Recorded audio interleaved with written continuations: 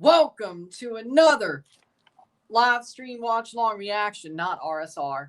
Live stream watch along reaction. This afternoon, we're watching and reacting to SV Robinhood versus O&M FC, the CONCACAF Caribbean Cup 2025 Group A matches on Tubi tonight, by the way. Just to be clear, Robinhood in a similar position to Cavalier last night. Robinhood has to win this match to have any chance of advancement, practically. Of course, I don't think mathematically is the problem yet, but practically. With that being said, we will get this one going. Robinhood versus O&M FC. SV Robinhood contra O&M FC. La Copa Caribbean, Copa Caribe de la CONCACAF Grupo A, Partido 3. Starting 11s are as follows. For Robinhood in goal, we have Jonathan Fonkel. The back four of Pryor, Sobarman, Belfour, Moesa. The midfield two of Renski Adipi, Isaias. The midfield three of Moro Santos, Demetrio Andro, and Crony. And up top, Zeiler. For O&M in goal, we have Arats, Galvensu. The midfield, or the back four of Melo, Matos, De La Rosa, Yulin, Olagasti.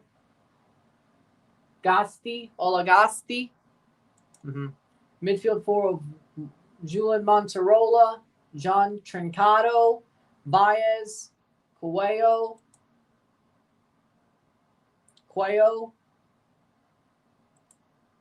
Franzetti, and Ibai Aguero for O&M. We will get going very soon. They're playing in Suriname. How we doing? Welcome to the show. Welcome to the stream. We'll have some fun with this one. Should be interesting.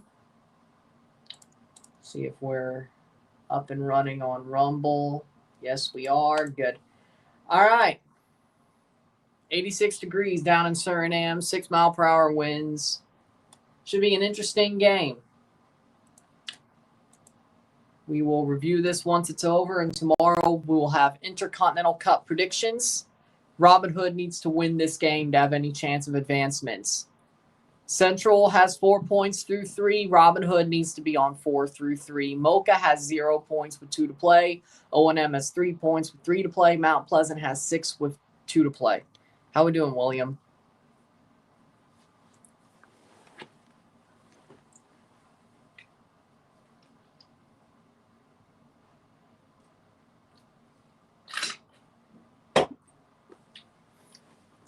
All right.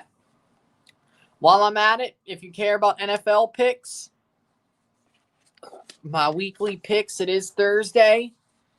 We will be finished before the start of Thursday Night Football, but I guess I will watch it then. It is time for NFL Picks Weekly, by the way. And we're back on stream, so they'll be shown this way. We have Buffalo over Miami. That's an easy call. We have Atlanta over Carolina. We have Green Bay over Cleveland. We have Jacksonville over Houston. We have Cincinnati over Minnesota. I still think Jake Browning will probably do better than, was it Carson Wentz? Yeah, Carson Wentz. I think he's the backup for Minnesota. Yeah. I get him and Sam Darnold mixed up all the time. Pittsburgh over New England. It doesn't hurt me to say that, but I still think Pittsburgh's better than New England right now. I'm happy either way for that game. Let me be real. I'm happy either way.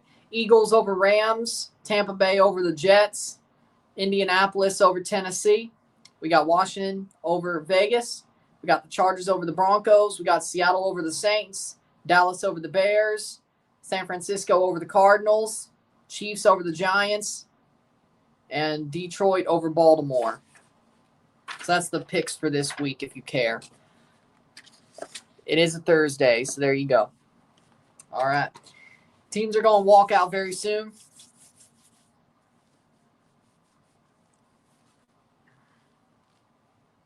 I went 11-5 week 1 and 12-4 last week. So hopefully we do better.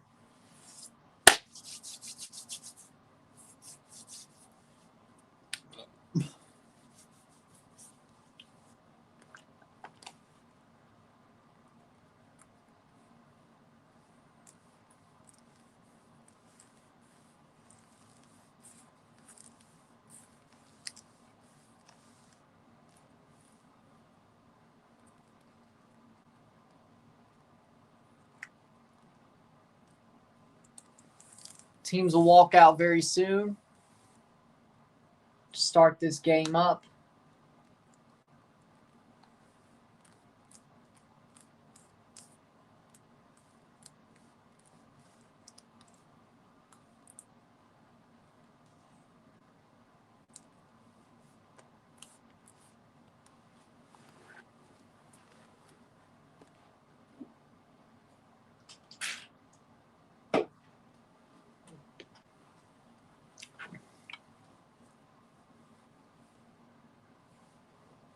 We will begin very soon.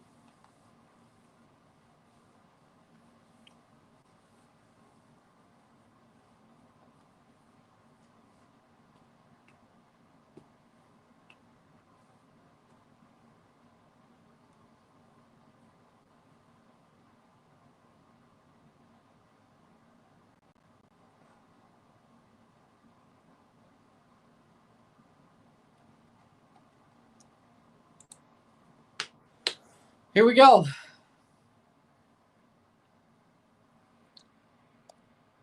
That is different. A question tab, huh? That's new. I have a question. Do soccer fans in the U.S. know about the arrogance that has characterized many Argentine players? No. I mean, the problem is I think American fans, they really just know Maradona and Messi. Maradona to them was an amazing footballer who was also a cokehead. Messi to Americans is a very humble human being. Suarez is Uruguayan, so there's, well, maybe some dumbasses think he's Argentinian. But I think people know enough about Suarez to know he's Uruguayan. So but there might be some dumbasses who think he's Argentinian because he's Messi's best friend. Either way, most Americans really know Maradona and Messi. One's a cokehead who was an amazing footballer who was egotistical, probably because he was a cokehead, and one is very, very humble, even if he is sort of Machiavellian as well. But nobody really notices that unless you know. But he's still very humble, so no. They just think Maradona is a cokehead who he was what he was, and then so no, I don't think they feel like Argentinian players are very cocky from what they know. They know Messi is the humble, one of the best football players of all time, footballers of all time. And then Maradona, who was one of the best, but also a cokehead. And his arrogance came from the fact he thought he was invincible because he was a cokehead. So I think Americans, from what they know, they probably put more with Messi than Maradona. I do think Argentinian footballers are arrogant. A lot of them, not that they don't deserve to be. I think they're all pretty good footballers. I think it's a country that deserves to have some arrogance.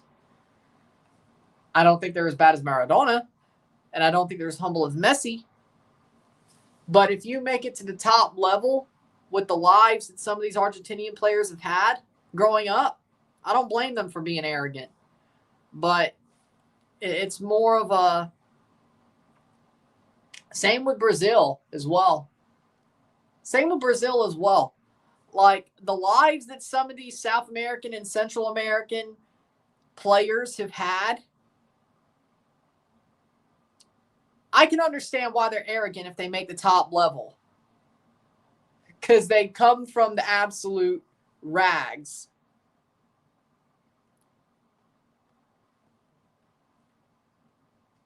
Of course, when you make it, you're going to be like, yeah, I made it. I made it out of the dirt. You can't tell me shit. Whether they say to God be the glory or not.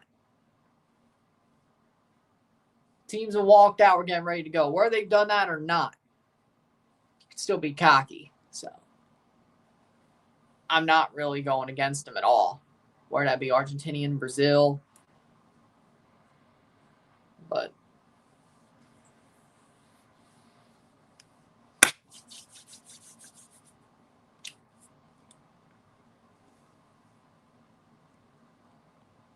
so do that what you will, but I understand why the arrogance is there.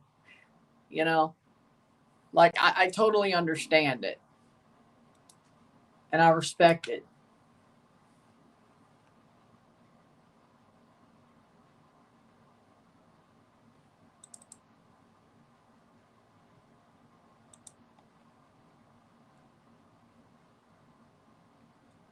Teams are shaking hands. We're ready to go.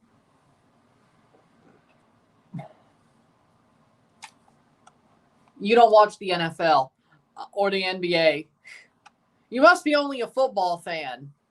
And by that, I mean soccer and even baseball. Hockey, starting 11, Fonkel, Pryor, Silberman, Belfour, Musa, Adipi, Isaias, Andro, Nascimento, Zeiler,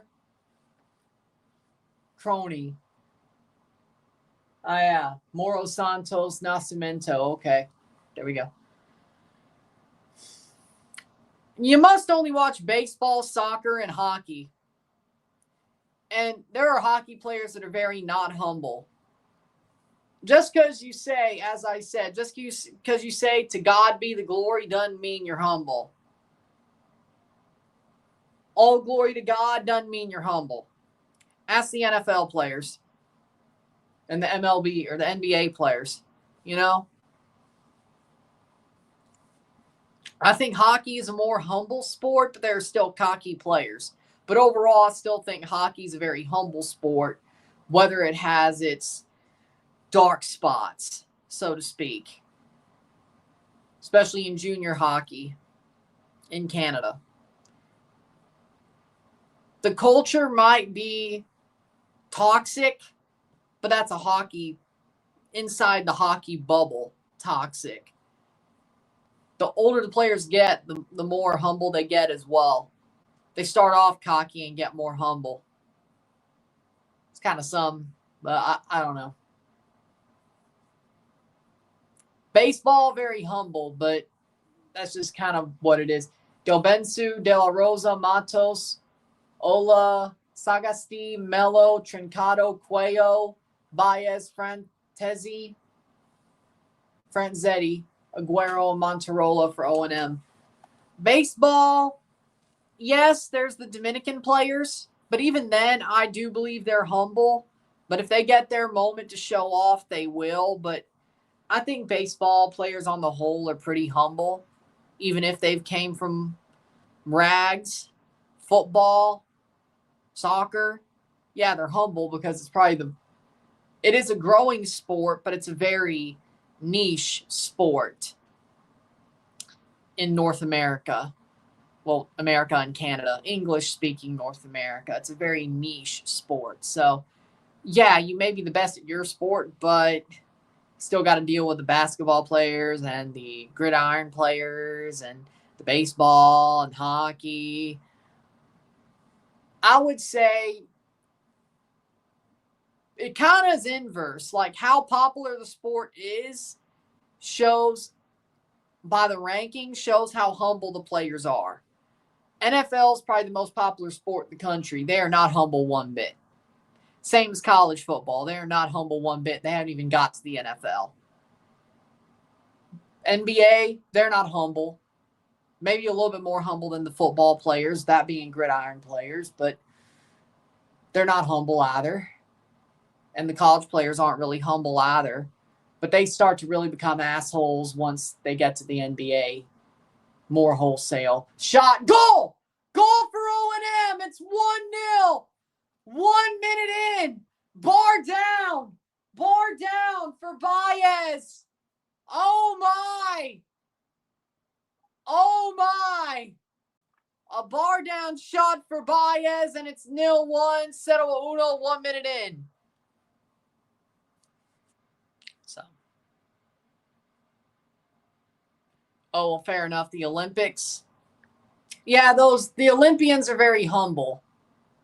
But again, that's sort of like around the popularity. Well, the Olympics are popular when they happen, but there are only certain people who watch the Olympic sports when the Olympics aren't on, like me. Being the Olympic sports that aren't already popular sports, like swimming, track, gymnastics. When you talk about winter sports, speed skating, bobsled, slalom, luge. Yeah, hockey's a mainstream sport. And then, of course, you have the footballers and the hockey players who also are at the Olympics, because those are also, and baseball, that are also in the Olympics as well. So do that what you will. But fair enough. Yeah, I'd say the Olympians are pretty overall humble. Like Michael Phelps talked his shit, but the dude's humble. But when he dominates people in the pool, he's going to talk his shit after he dominated people in the pool. Lochte was just a jackass. I don't think he was cocky. He was just dumb. Playing forward. Lochte was just a dumb fuck. There's a difference. He really wasted a lot of his potential, too. Like, I mean, I watch a lot of swimming besides Olympics. Ryan Lochte wasted a lot of his potential. The dude was a dumb fuck. I think he's grown up a little bit, but he realizes he was a dumb fuck. I don't think he was cocky. He was just dumb. There's a difference. 1-0 already.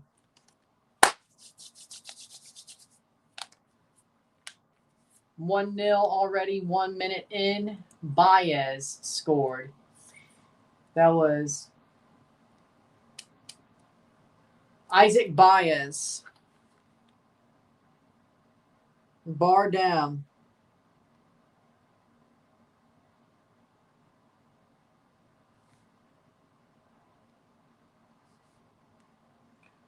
Nil 1, settle uno. Yeah, Robinhood's screwed. They're cooked. Why are we having so quick goals? That wouldn't shock me at all. Florian Chekai, he's not his brother, but he's a talented player, so I'm not surprised. It's about time for him to hit the majors anyway, so. Yeah, bottom 6.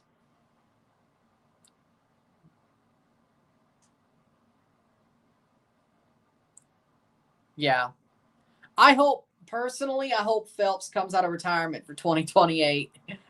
Like he's kind of played around with it. He's kind of toyed around with it. I still think Phelps could go. And I mean, Phelps is always my favorite when it comes to swimming. I mean, of course, there's a lot of good Canadian swimmers now. They probably grew up watching him as well, even though he was American, but either way. Canada's swimming is starting to get up there, but Michael Phelps, I mean, still the GOAT to me. I hope he comes out of retirement for 2028 in LA, going against Leon Marchand, who pretty much is his, you could really say his trainee. Because not exactly Phelps's, but Phelps's coach trained Leon Marchand, the French swimmer who had a really good French Olympics, Paris Olympics in his own backyard. Broke Phelps's record on the IM and the butterfly. It would be fun to see that showdown. Like Phelps ends up still qualifying in lane 5, Marchand next to him in LA. One last rodeo for the old cowboy versus the guy who's trying to be like him, but French.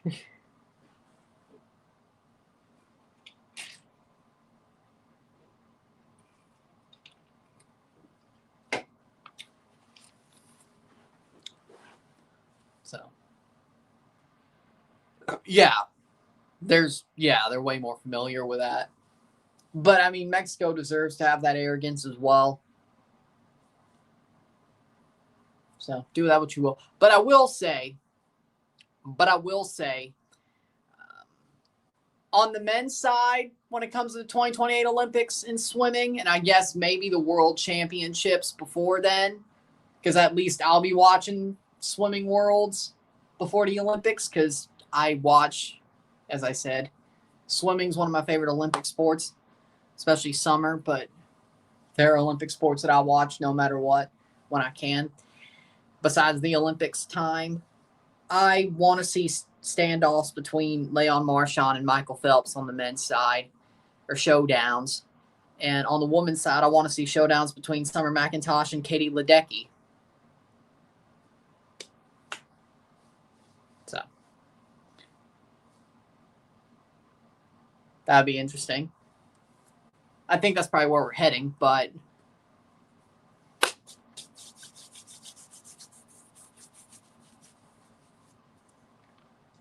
do with that what you will.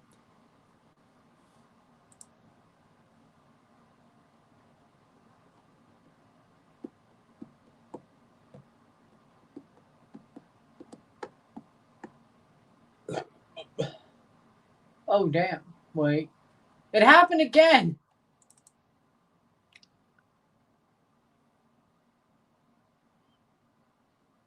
I just had a coworker ask me if I saw the Barca-Newcastle match. I didn't see it as I was at work with him. Plus, I told him I just mostly follow my MLS team, NYCFC. He did say something is wrong with me for not following European soccer religiously. Dude, you know how I feel about that. Your coworker could go fuck himself. Don't say it to him because HR might be up your ass, but he could go fuck himself. And frankly, if you think it might be a little bit better for you, and you might get away with it, show him the video. Show him me telling him to go fuck himself. If you think you get away with that, because he should go fuck himself. You're wrong. Pardon my French. I don't care that it's 5 o'clock at night. It's not late night. I don't care. You're wrong. I don't follow European soccer religiously because I really could care less. CONCACAF, I live in CONCACAF, asshole. That's at him. I live in CONCACAF, asshole. I live in the freaking Western Hemisphere. It's more likely that I'm going to watch CONCACAF and CONMEBOL.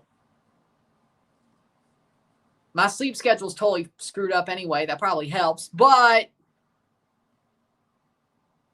you watch Formula One religiously. Okay, point.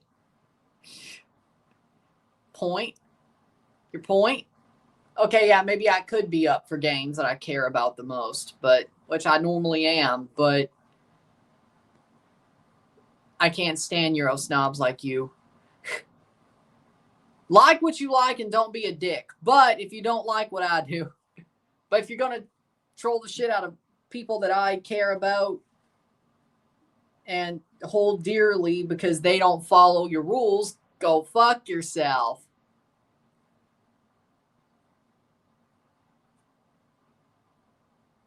I'd rather watch CONCACAF anyway. It's more entertaining and chaotic. Even though you don't know who the hell Robinhood and O&M are. Mr. Daniel's co-worker, you don't know who Robinhood and O&M are. I'd rather watch them play any day of the week and twice on Sunday because it's more chaotic. And I actually live here. I better hear... The only thing that might save your ass, Mr. Co-worker, is if you have a British accent. Then I may listen to you a little bit more. But if you have a New York accent, and you're taking the damn subway and you want to go to a damn bodega and that's all you know, then why the hell are you talking like that, sir? Forget about it, right?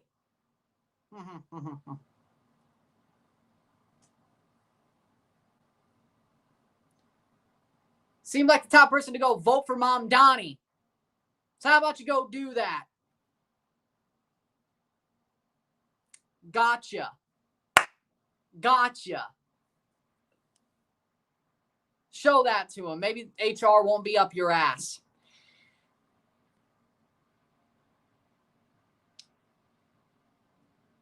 Go show that to your coworker. Maybe HR won't be up your ass. And if they have any problem with you, go tell them to talk to me. Because I'm the one who said that shit. Send them up my ass.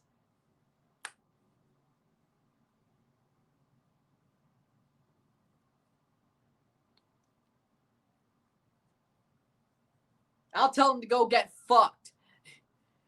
If they have a problem with it, send them up my ass. I'll tell them to go get fucked. I don't work for you. And your boy didn't say it, I did. You can't go after him. Daniel didn't say it, I did. You can't go after him. But since you're up my ass, his HR, and this ain't from him either, go fuck yourself. I don't work for you. I don't work for you.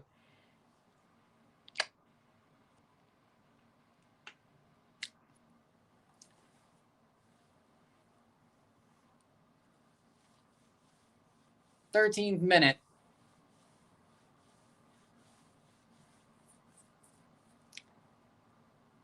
Corner for O&M. Yeah, well, we're going after dark quickly, aren't we? Cross in. It ain't after dark, but we're acting like it's after dark pretty quickly. I love CONCACAF's chaos. All right. 13 minutes in. Point is, Daniel, I have your back. Where you show that to your coworker, whether HR's up your ass and you got to send them after me, I got your back. Don't worry. I have your back. I have your back.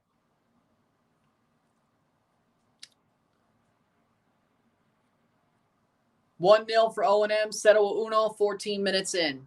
It's good to see Doc may start the season. Let's see how he does. I know we're very interested in Zaka, but we'll give Doc another opportunity to prove himself. I think he'll do fine. Didn't the Leafs want him? By the way? I think he should. Line A should score 30 and play well. Suzuki definitely should get 100 points. Caulfield only 40? Nah, that's Caulfield's got to get more than 40, maybe 40 goals. 40 points seems a little bit low. Maybe 60 points. Like 60 is a good baseline, but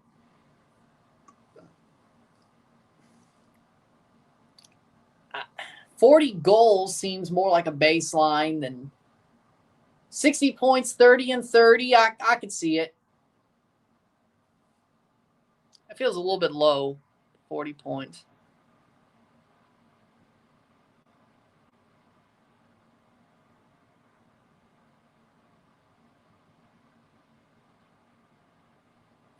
Sounds like someone who would vote for that punk.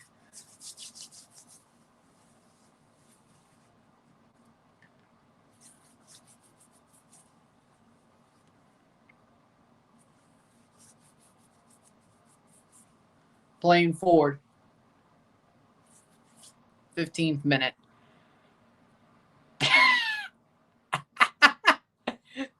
You know how ironic that is? You're a Euro snob who's only been to AC Milan, Manchester City, at Yankee Stadium, a place that should never have a football match.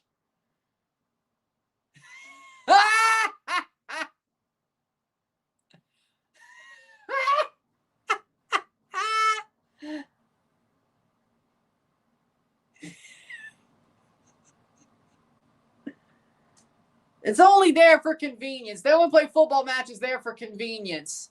And it ain't pretty. And it ain't pretty. And it ain't pretty. Hell, City Field's honestly better than Yankee Stadium, if we're being honest about the baseball fields.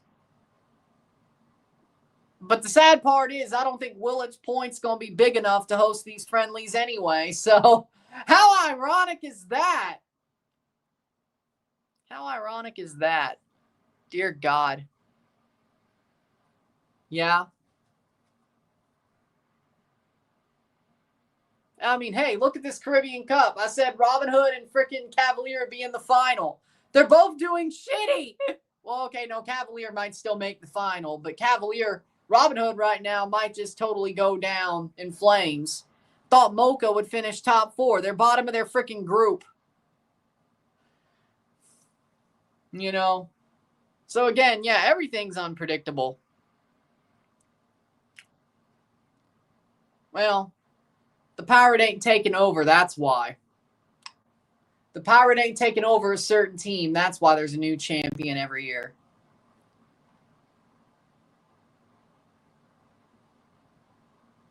A certain team, if they had the Pirate, they're about to become Alabama. Blocked away. Either way. At least there'll be a new Leagues Cup champion every year, though. Because that certain club won't be in the Leagues Cup.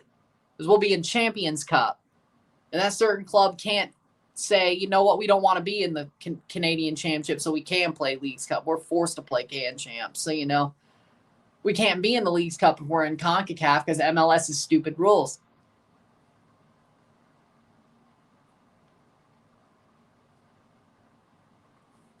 But then again, I'd rather be in the Intercontinental Cup anyway. So, and the Club World Cup anyway. So, that's fine by me. 40 goals is what I meant. 70 points for Caulfield's very realistic. Okay, there we go. Yeah. I was thinking goals, but I'm like, are you saying points? It's like 40 points is low. Playing forward. Oh, by the way, before we got caught up in that, another tsunami advisory is issued in Alaska after a massive quake struck off the Russian coast. So, does that mean Japan got a tsunami advisory? I'm not disagreeing. It's fine to follow a European team. I root for Italy. I root for Chelsea. But I still love CONCACAF, Forge, Canada, and Toronto, and St. Louis more than I do Italy and Chelsea, which is the only right way to do it.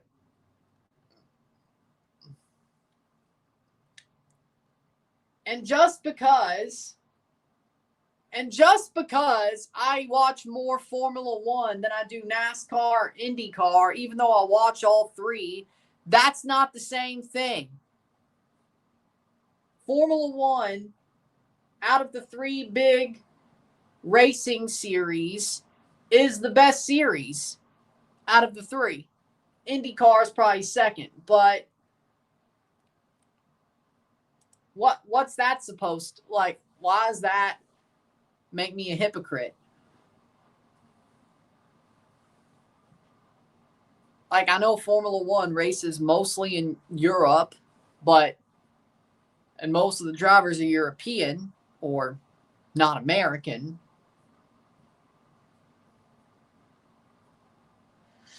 There's an Argentinian driver, though. Not that Colapinto's going to win anything. I did piss off the Argentinians when I... Did you see that CONMEBOL video where they did, like, the table and points in, like, a Formula One format? I commented on their YouTube Shorts version saying this is the only race that Franco Colapinto will ever win because he's Argentinian. I pissed off the Argies. I pissed off the Argentinians. I don't know if it's worse than the Falkland Islands stuff, but, you know, the Top Gear did, but I pissed them off. And then one of them was like, Fangio won Formula One 5 times. I'm like, I didn't say anything about him. I was talking about Colapinto. I didn't say none about Fangio. I know he won Formula One 5 times. I know he's world champion 5 times. I didn't say anything about him. I was talking about Colapinto. Who's ass? I never replied that, but in my head, I'm like, dude, I'm only talking about Colapinto. I didn't say none about Fangio. Colapinto is ass, and it's 2-0 for O&M. 2-0 for O&M. They got past the back line and they score a second goal.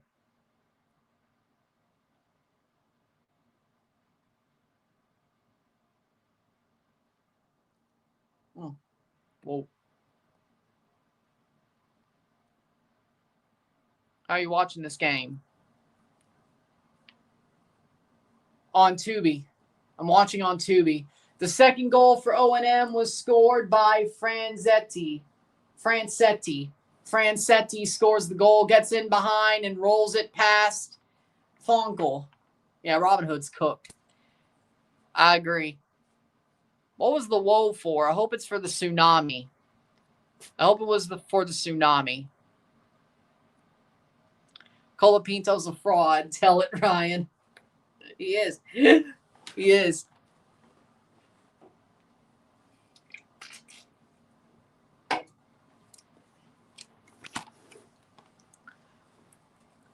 Gerard Francie scores the goal.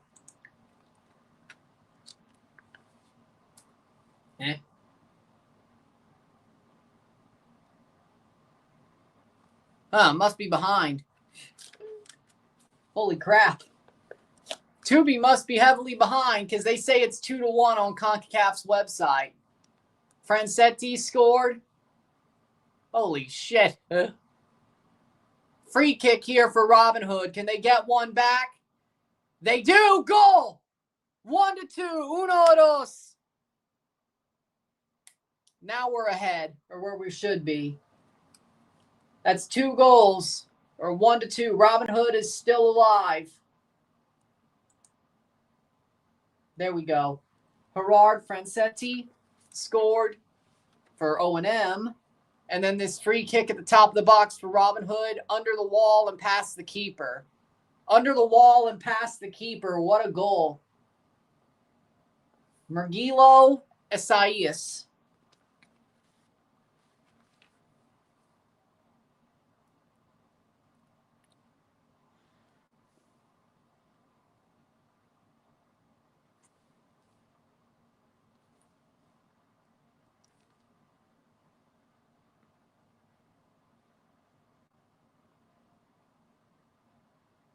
That is the 25th minute. 1-2. And then the goal for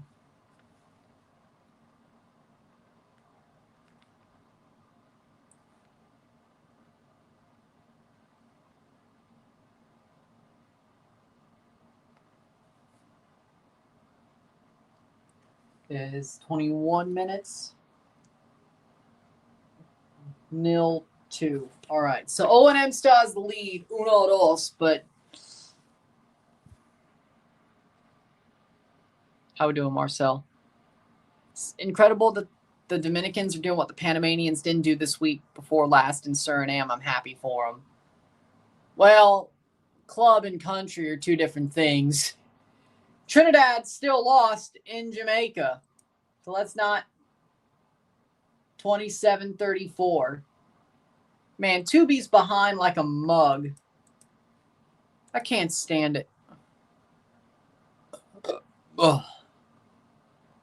Well, fair enough. At least you're getting him to go to a match.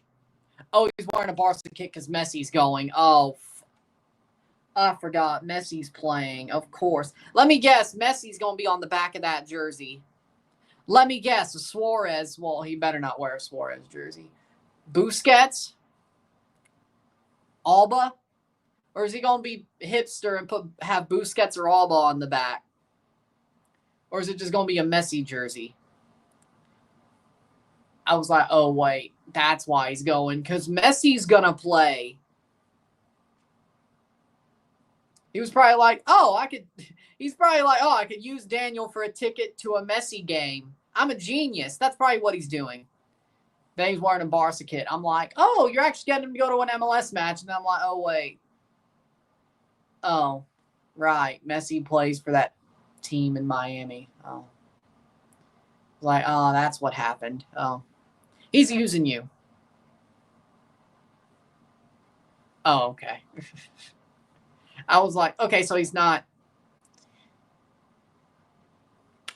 Well, if he got his own ticket, so he's not using you. I mean, since you're working together, it makes sense you're giving him a ride. That's just being nice. Okay. I was like, I know you have season tickets, so I'm like, maybe you had a second, and that's why he's going. But he's not using you then. He's just, of course, he's going for Messi. I hope Messi doesn't play so his ass cries. Well, but Alba and Busquets are still playing. Really, does anybody want to watch them anymore? Does anybody want to watch that freaking walking traffic cone in Busquets? Does anybody? Well, Jordi Alba actually ain't so bad, but nobody goes saying, oh, I'm going to the game for Jordi Alba. I'm going to the Miami game for Jordi Alba is like saying I read Playboy for the articles and I go to Hooters for the wings. You're fucking lying. You're fucking lying. Palmeiras for Libertadores, the beat River at Monumental. We'll talk about the Libertadores group of teams that are left tomorrow when I make my Intercontinental Cup predictions, but they probably all beat Cruz Azul. Probably, I don't know. Cruz Azul, I got to see how Cruz Azul's doing. I got to do a little bit of a deep dive on that. Last time I saw them, they were shit. Here's a chance, Robinhood, and they miss! Oh my God! That was a chance to get even, and they didn't. But seriously, saying you're going to a Miami game for Jordi Alba, again, either Palmeiras or Flamengo. Honestly, I don't think Cruz Azul's got a good chance against either, if I'm being real. I hope I'm wrong. We won't know till December. Well, we don't know who Cruz Azul's playing till November, and we don't know how they'll do until December, but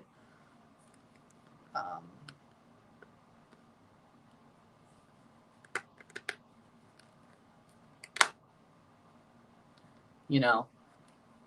But again, being a Barca fan who's going to a Miami game and saying, oh, I'm going to the Miami game for Jordi Alba, again, is like saying I read Playboy for the articles and I go to Hooters for the wings. No, you don't. You're a liar. No, you don't. You're a liar. Nobody goes to Hooters for the wings. Nobody reads Playboy for the articles. Nobody does that. Nobody does that. You're a liar. Didn't you hear Hooters is getting rid of the scantily clad woman? I know, I heard. The food sucks, so they just killed their whole enterprise right there. What, you didn't learn anything from Cracker Barrel? What, you didn't learn anything from Cracker Barrel? Cracker Barrel tried to get rid of what made them popular, and they got absolutely told to either keep it or you're done. Hooters is even more of a place that is, they're known for one thing. And if you get rid of that, you're totally screwed. And, well, scantily clad women sell a lot more than country artifacts and freaking tat they sell in the store that is country sort of based. So I want to see how bad this fails.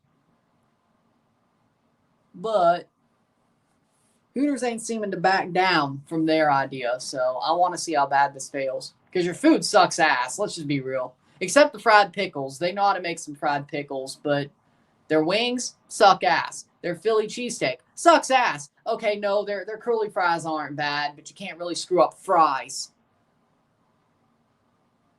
You can't screw up a soda, it's a soda fountain.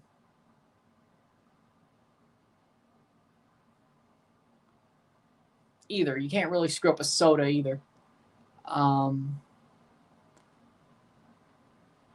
But if I wanted to make good fried pickles, I could do that at home. I'm from the South. I could find a good recipe. Curly fries, I can make some damn curly fries. Soda, I got freaking cans.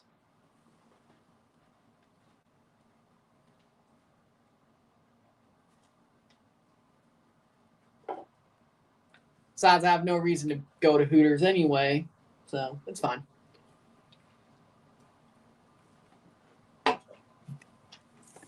So with all that,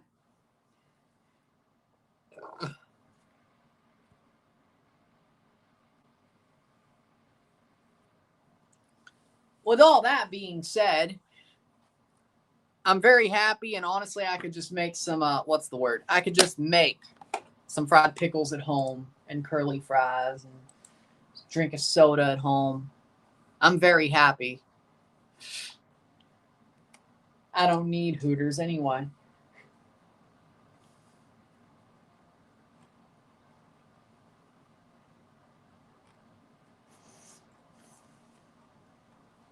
"34th minute, 1-2. Seems to me we aren't missing anything. We're only a minute behind. Frickin' Tubi sucks. Heard many people in the U.S. and Canada played soccer as their childhood sport, but later they chose another sport. Why does this happen? Because here's the thing. There's talk that as a kid, you should play multiple sports. If you're athletic and you're in a sport, you should play multiple sports throughout multiple seasons. And the way they set things up during school years and school ages is there's 3 sports seasons. There's a fall season, a spring season, and a winter season. Fall normally has gridiron football, and one of the genders play soccer. At least when I went to high school and they had it all put out together, that's what they did. I think both lacrosse was spring, but I think it was the girls that played soccer in the spring, the boys played in the fall. I don't know if that was just a up here thing or whatever, but I'm going off of when I was in high school. So one of the groups play soccer. You have gridiron football, and that's about it. I mean, of course, band and dance, but they kind of are interspersed with everything if you want to call that a sport. And cheer, if you want to call that a sport. Well, cheer's more of a sport than band. Dance is a sport. Band is not a sport. I don't care how good the band is, it is not a sport. Band is not a sport. Come at me. Come at me. Band is not a sport. Winter, basketball. Winter, I think wrestling as well. Wrestling, basketball, bowling. Bowling. Bowling. Bowling. Bowling. Bowling. Whatever. What else am I forgetting? And then, of course, spring is baseball and the other lacrosse, and then the other side playing soccer. So, again, there are different sports for different seasons in the U.S. and Canada. I'm going off firsthand knowledge of what I know. Watching all the sports, I never really played. But if you're athletic, doctors, for kids, are like, they should play multiple sports. They train different muscle groups and don't overload a certain muscle or overload a certain, basically to reduce the risk of injury. And then you're good at one sport. Just because you play soccer doesn't mean you might be better at baseball or gridiron football or basketball. It depends, right? It depends. Or lacrosse. Oh, yeah, hockey's a winter sport. There we go. I forgot. Yeah, hockey. Hockey, right? But it depends on where. But, just because you may have played football as a kid doesn't mean, or soccer, doesn't mean you're not better as the other sport that maybe you could go pro in or play in college. So I think it's what they're the best at is exactly what they'll play multiple sports to save themselves from injuries, whether that be in the sport or conditioning, overloading their body from just playing one sport. But they'll pick the best sport they're the best at. Maybe there's a lot of kids who play soccer but are better at baseball or better at gridiron football or better at lacrosse or better at, well, you have a better chance going pro in football than lacrosse. But hey, if you love lacrosse like that, okay. It's an interesting sport, but not saying I have any problems with lacrosse. It's an interesting sport, but, you know, I think it's about.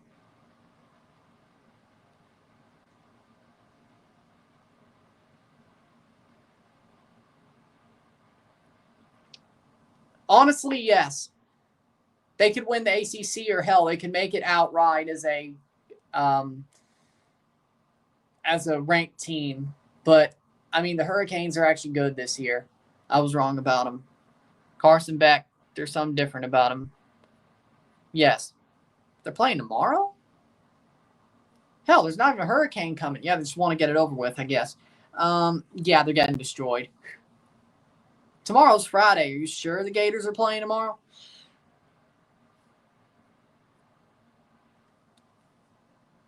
No. No. Just because you're participating in sports and you're sitting over at the sideline playing your damn instruments doesn't mean it's a sport. No. No. I respect what a band does. I'm not saying I don't respect the band, but it's still not a damn sport. Just because you're sitting on the sidelines and you're playing at halftime on the freaking football field does not mean it's a sport. No. Yeah, you have to do a lot of marching, especially in the summer.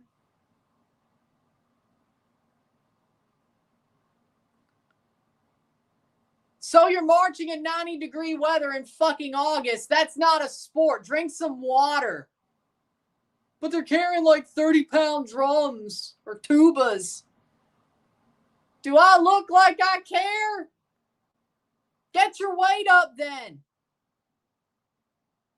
That ain't a sport. Get your weight up then. That ain't a sport.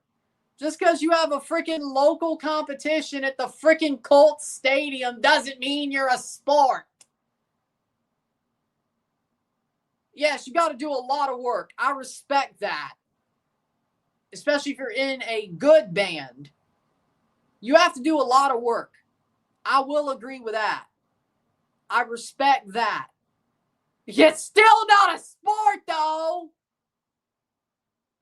I don't know who's worse, the band kids or the freaking ROTC kids. I don't know who's worse. Or I don't know who was worse, I should say. They were both high and mighty, very high and mighty. And I mean, I had friends in both when I was in high school. I don't know what was worse, the band or the ROTC. I have no idea. They're both very high and mighty. And I'm sure it's still that same way. I'm sure nothing has changed. I'm sure nothing has changed.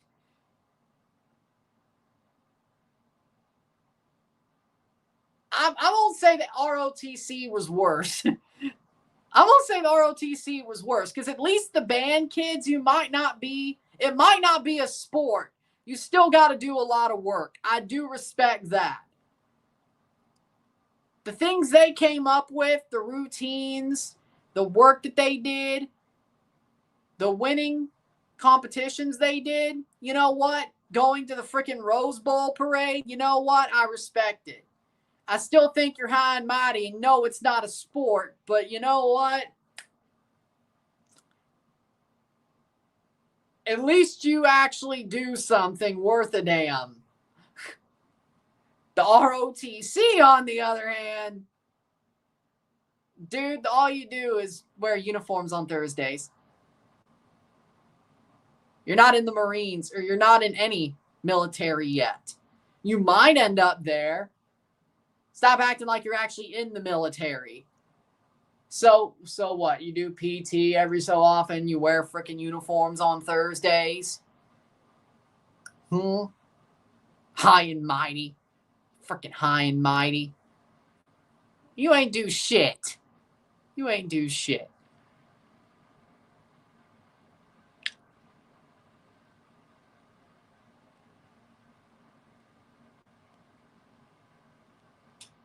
Damn. We're getting old.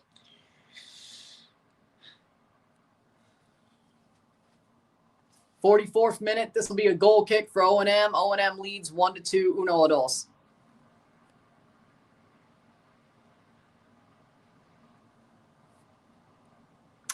So, 44th minute.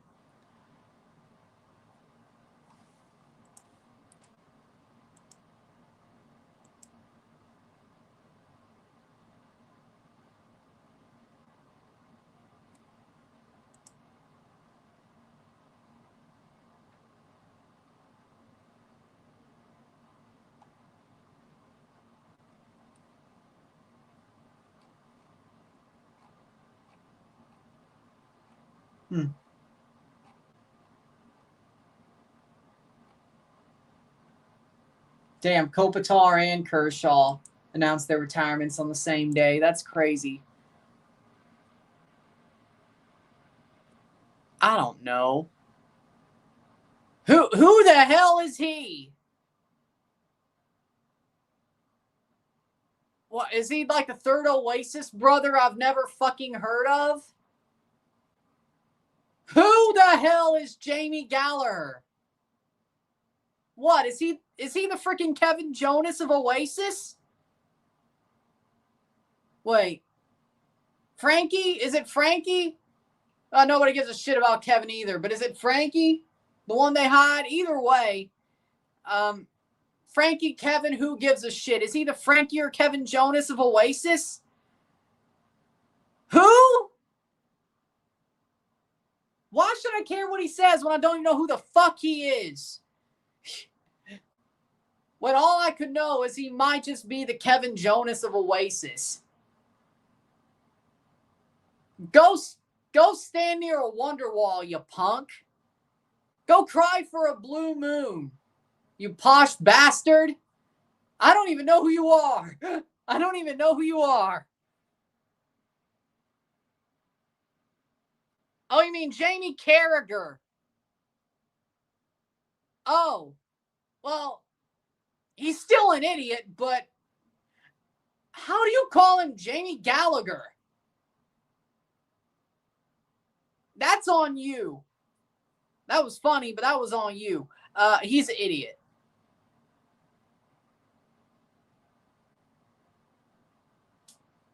I'm not an idiot. He made me think it was somebody else.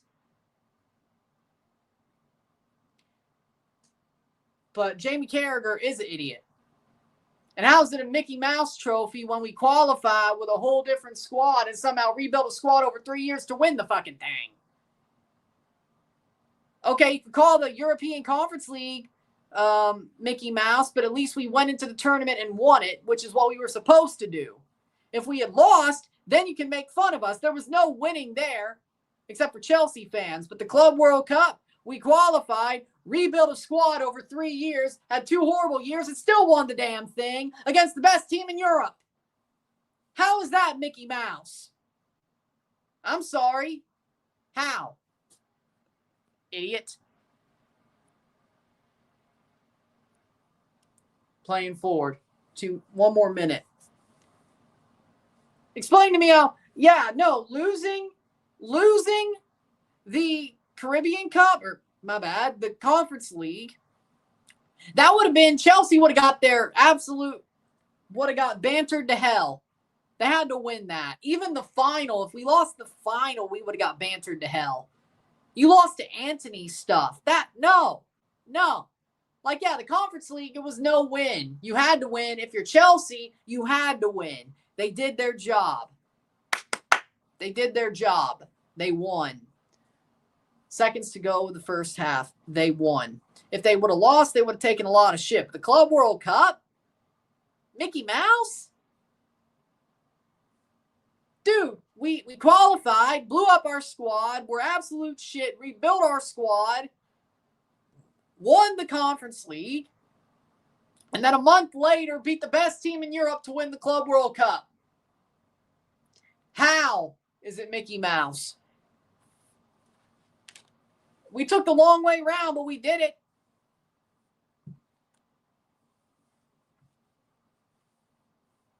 Well, what about we played who was in front of us and won. It was never 100% likely. We lost to a damn Brazilian team in the group stage that put us in the position to play whoever in front of us to beat. And it's halftime. It's 1-2. 1-2. 1-2. Honestly, maybe that loss to Flamengo was the best thing that could have happened to Chelsea. I won't lie. Well, at least you're tied. And they're playing Houston. Well, no, it's not. West Ham, they haven't won anything but a conference league. That is their level. That just shows how much better the Prem is over anybody else, that West Ham won the conference league. That's where they are. They ain't going to win nothing better. And I don't think they're going to make it back to European football anytime soon because Graham Potter is a horrible manager. But I've been already on that train for a long while now. So do with that what you will.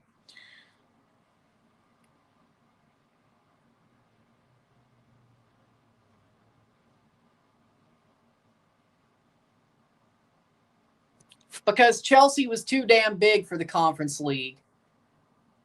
But that's part of the fact we were rebuilding. And I think we would have been in the Europa League if Man United didn't win the FA Cup that year. But either way, like Chelsea, they were supposed to win that tournament. And even when they did, it's still a third-tier tournament. Like, Chelsea fans love it because they got to finish the set. They got to win it all once again. But really, I don't want to be back in the Conference League after that. We got our one Conference League. We should never be back. Not for a long time. I definitely won't give a shit about it next time until the final, if we ever are back in the Conference League.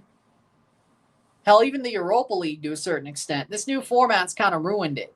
I won't lie. That Chelsea should. I mean, when Chelsea was in it the last two times, they should have won the Europa League. But there was a time where the Europa League was actually getting pretty competitive around the time Chelsea won it the second time. And now this new format of the Europa League with no drop backs has just made it worse. Like, I don't think the Europa League or Conference League really needed no drop downs and this new league stage. I think it just ruined it. I won't lie. Like, the Conference League was slightly competitive, especially when you got to the knockout rounds of those first couple, because there were drop downs of some good level European teams that might have been struggling a little bit. But then there were some good European level teams probably could win the Europa League who dropped down to the Europa League. Now they don't do that. Once you're out of Europe, you're out of Europe. And I know because of the playoff round, that's probably why there's no drop downs. But I get it, but I don't think. And even then, there probably wouldn't have been any drop downs to the Europa League because of the playoff round, even if they kept the old format for the other two. But, you know, like, even if Chelsea had won the Conference League, it's still the Conference League. But they still had to win it. So.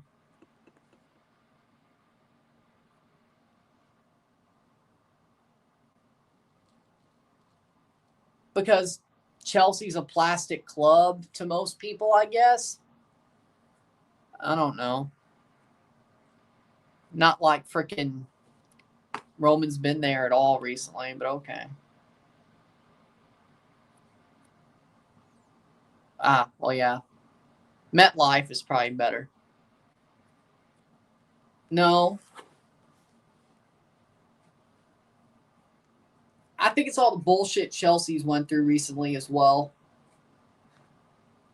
It's either people don't want to admit Chelsea are good again, or maybe we just got lucky. Maybe people are right. Maybe we did just get lucky. But guess who's wearing the World Champions patch for another 4 years?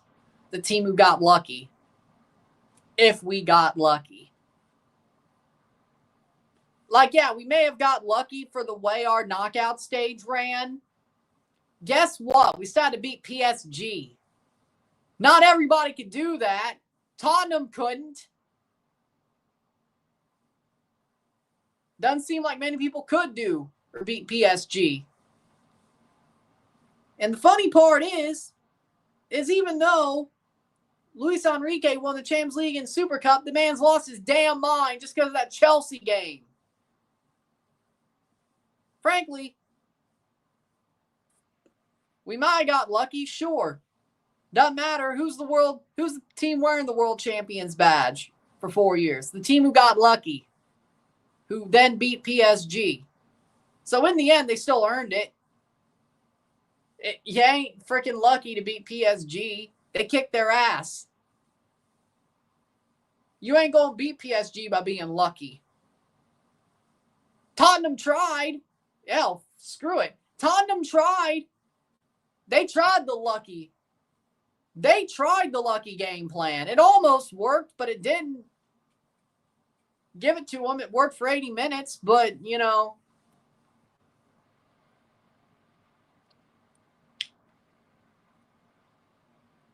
With that being said, we'll take a short break, talk about the first half of this game. Sit tight, be back.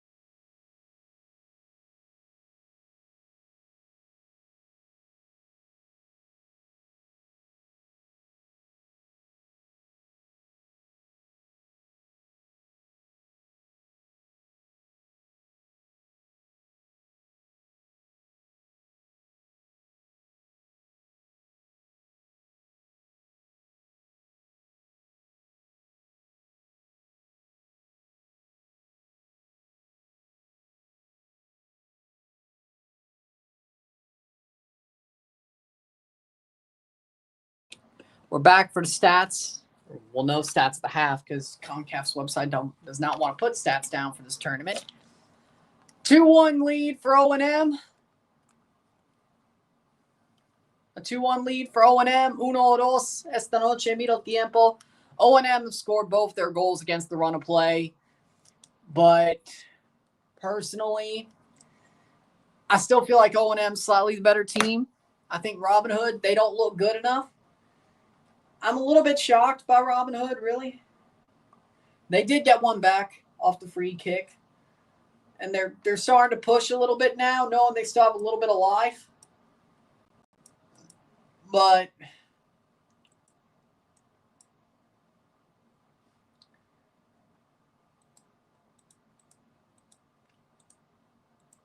Robinhood are starting to take chances when it comes to the heat map. I'd say O&M's looks better. O&M got in behind twice, and that's really how they're ahead.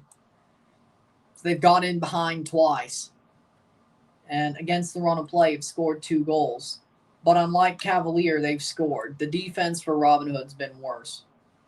Now, of course,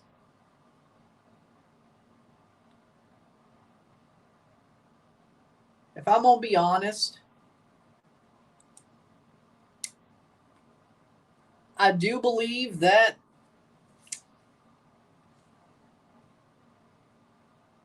Robinhood can come back if they keep playing like the last 10 minutes of the first half.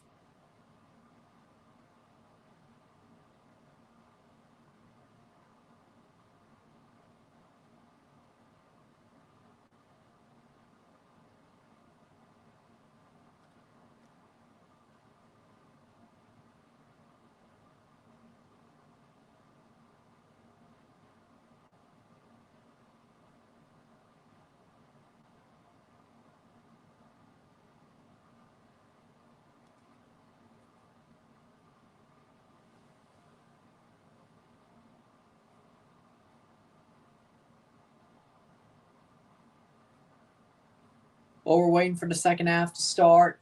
O&M leads, and we're going to see.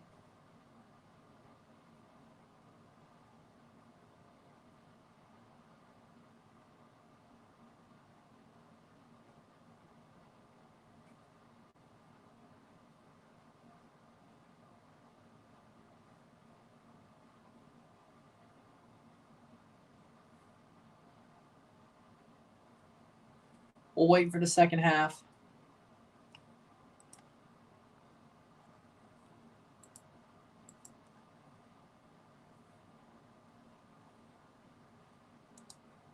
Honestly, this game, there's barely anything to talk about, even though there's been 3 goals scored. I won't even lie.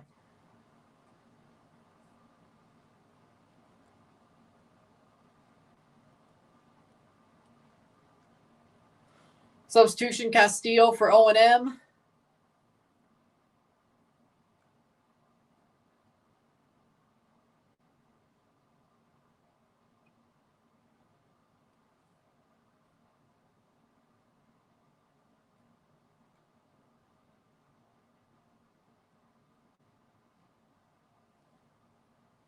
There might not be a review tonight.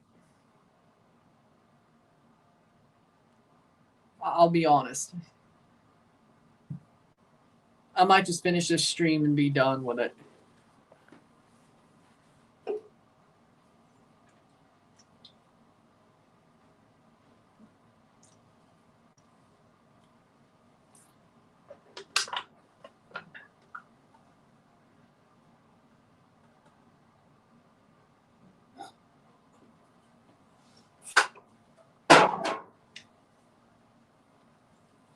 All right.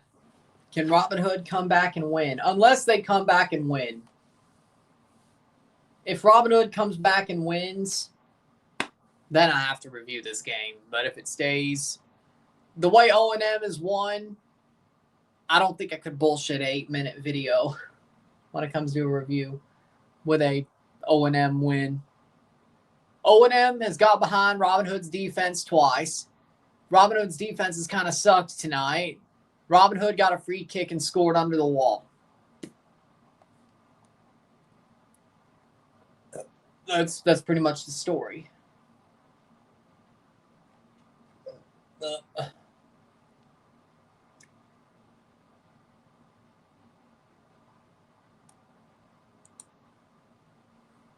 Playing forward, 46th minute.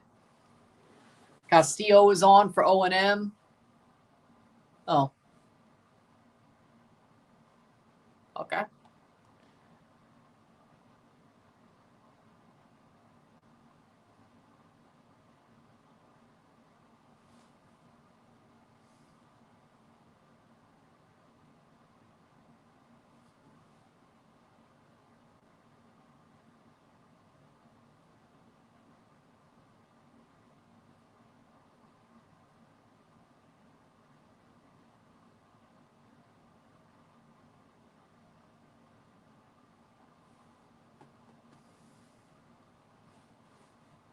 .47th minute. Robinhood, can they come back and win?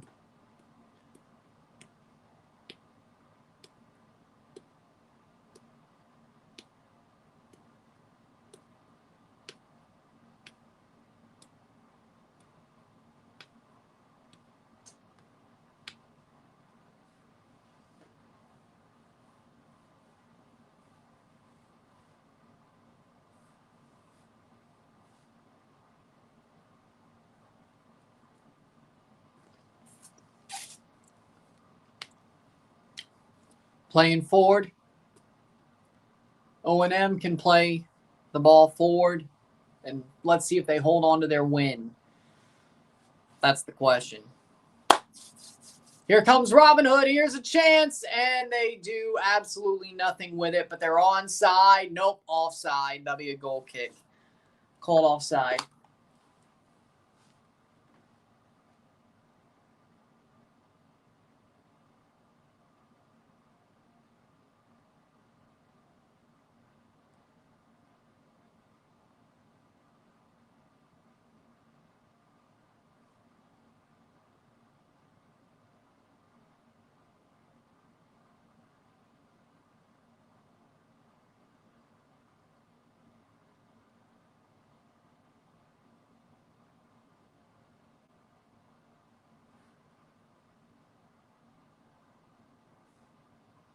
.48th minute.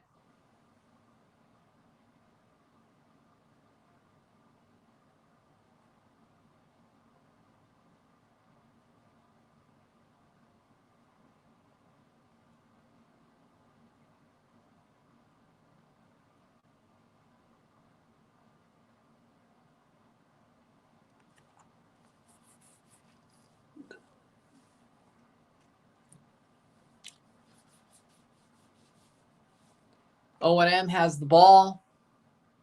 Can they get a third goal?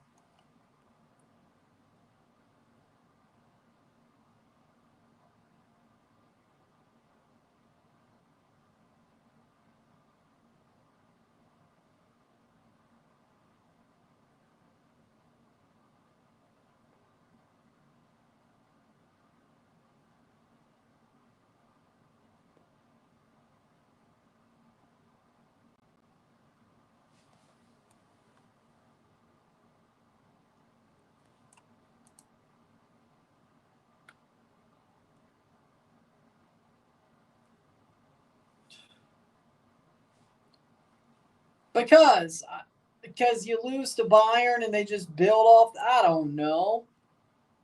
They should still make it out of. You're telling me Chelsea is going to be 25th out of 32 teams? That's impossible. They're going to at least make the playoff round. I don't think they're going to be that bad either. And frankly, I don't think Chelsea's going to be that bad to be the unseeded team in the playoff either. If they're in the playoff, they're going to be top 16. 8. Yeah, they're going to be top 16 in the Champions League. I just don't see them. I don't see them missing the playoff. That'd be crazy. It's impossible.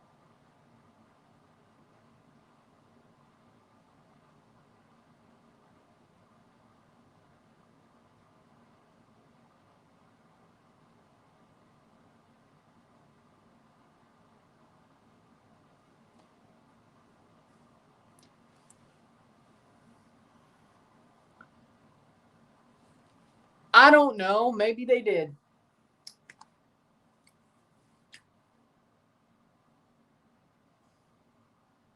The Blue Jays, to clinch a playoff spot tomorrow, need to win over the Royals, and one of the three things happening: Red Sox losing to the Rays, Guardians losing to the Twins, and Tigers losing to the Braves. Hopefully, three of those four things happen. We'll find out. Would be nice to see a Toronto Blue Jays playoff clinch tomorrow.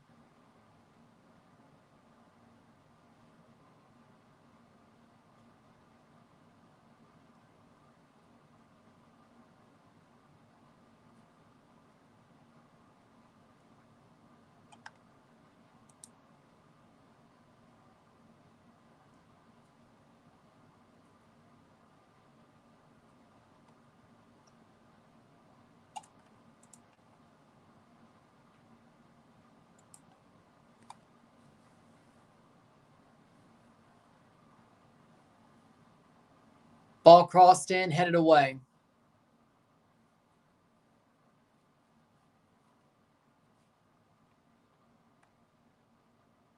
Oh, the Blue Jays can't clinch tomorrow. The earliest is Saturday. Oh, okay.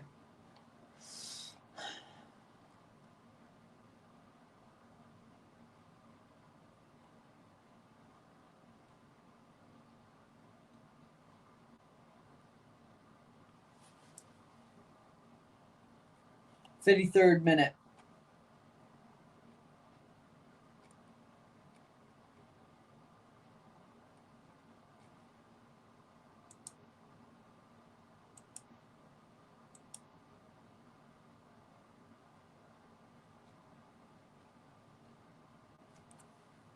Throw in for O&M. Yeah, so far, no review tonight.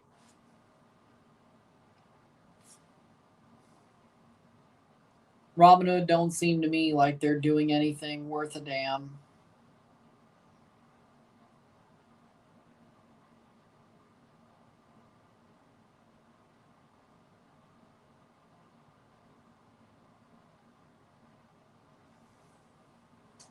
$53rd minute.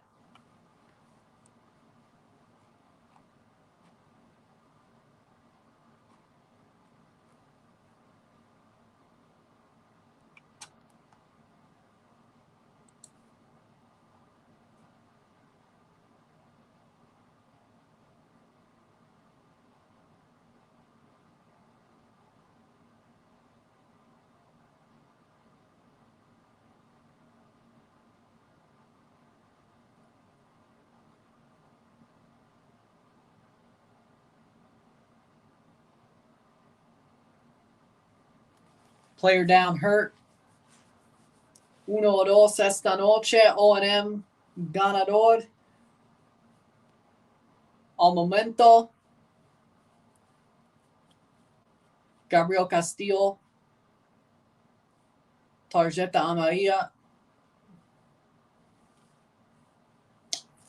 O&M playing forward.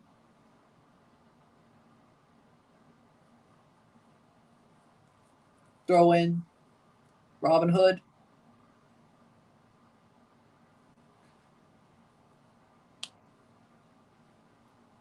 $55 minutes in.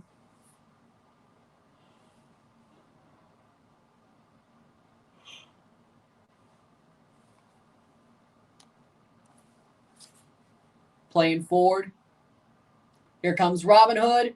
Here's a chance. Are they onside? But the goalie gets there first. Free kick the other way.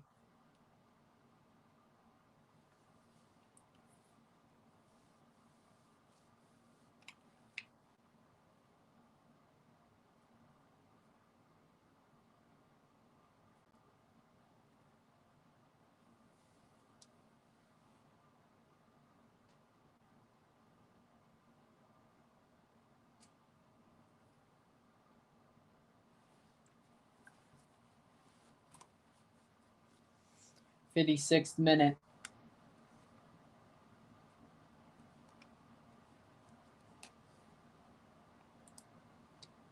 Player down. The goalie is down for O&M.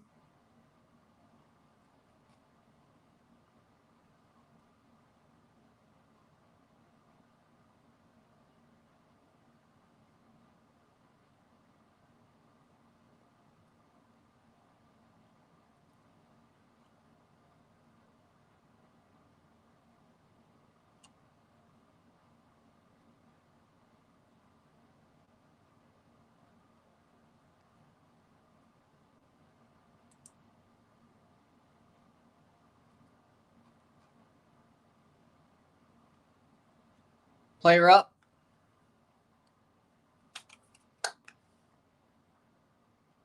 O&M still holding on pretty well.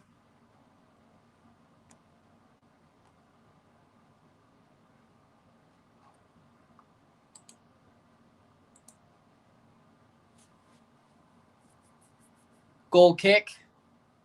Taken.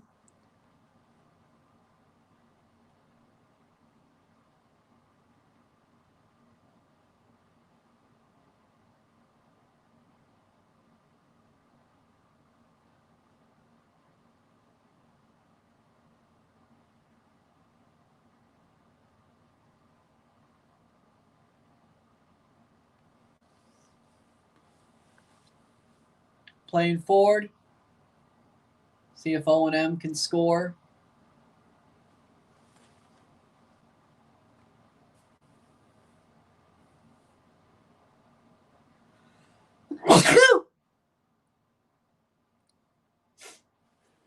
Excuse me. 58th minute. O&M is winning 2-1, and they look like they're going to hold on. But here's Robinhood. Could there be some here? Ball crossed in, shot blocked off a defender. And they get it cleared. O&M looks to be holding on and winning with just about getting close to 30 minutes left to go.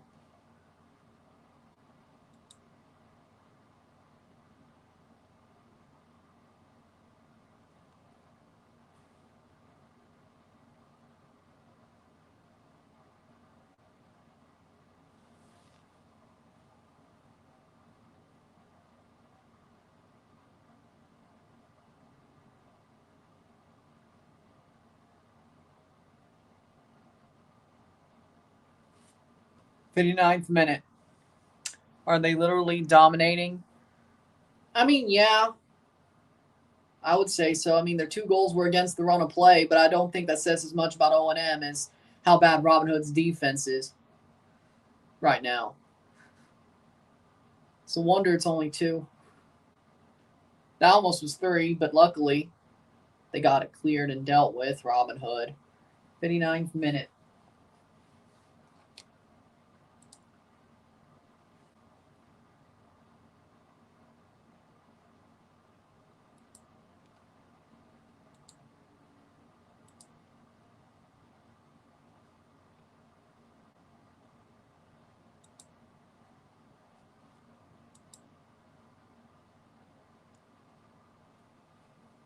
'59th minute. I have no idea, Pacharo. I have no idea. He just talks shit. That's my opinion. It's not even fun to hate on Chelsea anymore. They're the world champions, so do that what you will.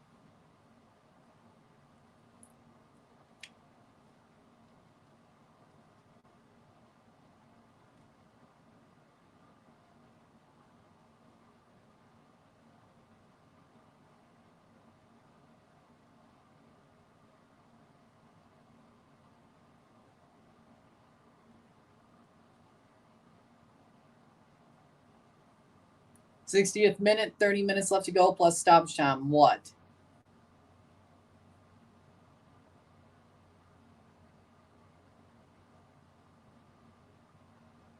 Goal kick, I think. For Robinhood, no, corner.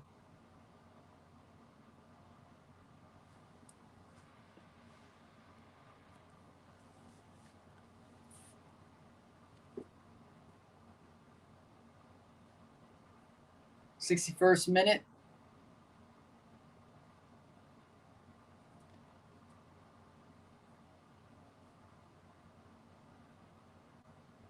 Carlson.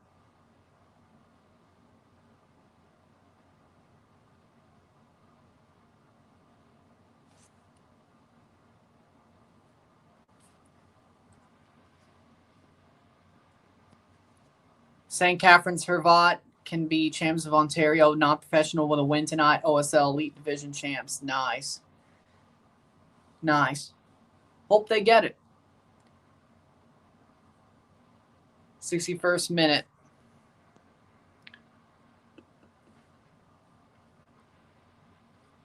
He probably will. I don't know about rigged, but it'll be like, well, do they really deserve it, though?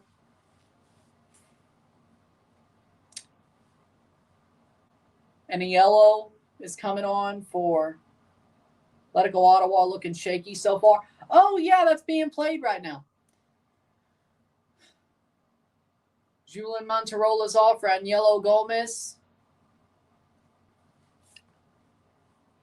Vancouver looks comfortable. Well, I mean, they're up by 2 anyway on aggregate, Vancouver FC. So it seems to me we're going to get a Vancouver derby for the CAN-Champ final. The best team in MLS, best Canadian team in MLS, and probably one of the best teams in MLS, versus the worst team in the CPL in the final. And they're both from the city of Vancouver, or the greater Vancouver area. Oh, that's interesting. I know. Tough shit. You only can win if you qualify, and they didn't qualify. He's salty Liverpool didn't make it. But guess what? Liverpool had a chance to make the Club World Cup. They just shouldn't have bottled it to Real Madrid. That's what it probably is. He's salty that Liverpool couldn't make it because he believes that if Chelsea could win, Liverpool certainly would have, which I don't disagree with him there. But Chelsea won the Champions League before they went totally down the tubes and started a rebuild. And they got sanctioned. Liverpool made a Champions League final and chose to choke to Real Madrid for the second time in 5 years or whatever? 4 years at the time. Carlos Silva off or on for Javier Prior. So, hey, blame your own team. And they weren't good enough on the UEFA coefficient to make it. Oh, wait, doesn't matter. There were 2 English champions in the Champions League. So the ranking didn't matter.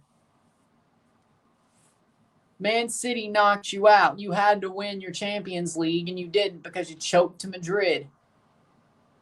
And the sad part is Madrid would have made it anyway to the Club World Cup, even without beating Liverpool, because they won the Champions League against Dortmund. Real Madrid won too.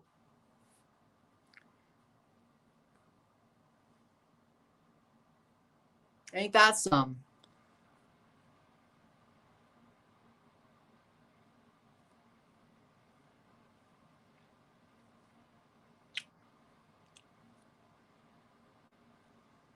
Well, I mean, I was doing some on Thursday, but it's a boring game.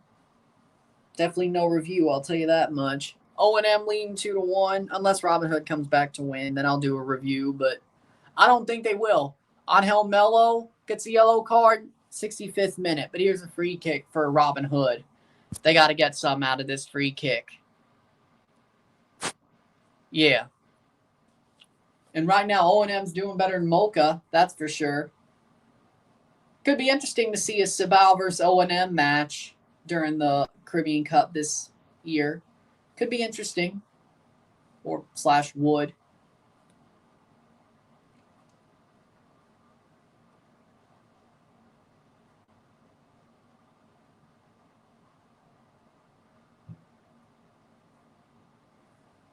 Saved.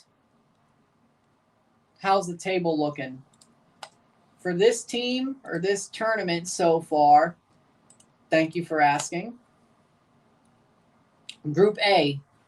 After this match, O&M will have 6 points over the top of Mount Pleasant by goals 4. They've scored 4 goals when Mount Pleasant has scored 3. They both have a +3 goal differential, but both O&M and Mount Pleasant are first and second with 6 points. Central's third with 4. Robinhood would be fourth with 1 point, and Mocha would be fifth with 0. The only team who's played 3 games throughout this tournament and played all 3 match weeks without a bye has been Central. Or Robinhood, they are playing their 3rd match. Robinhood are playing their 3rd match tonight. O&M, this is their 2nd. Mount Pleasant has the bye week. Mocha had played Central. Mount Pleasant had the bye week. So O&M have already had their bye week, I presume.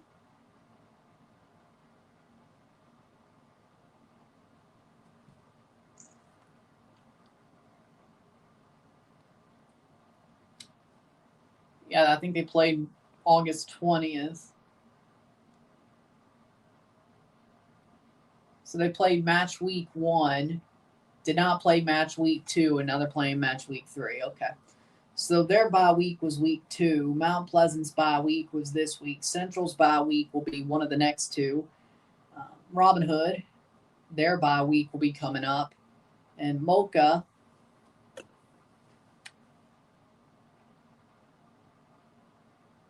they had a bye week on week 1. So 67th minute. 1-2. Told you this is a bow year. O&M doing better than Mocha. Yep. I'm surprised, honestly.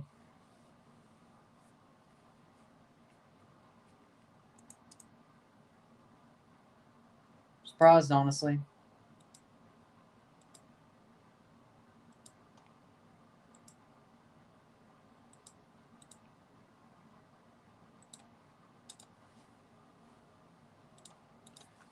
Playing forward, 68th minute, 1-2. CFU is washed.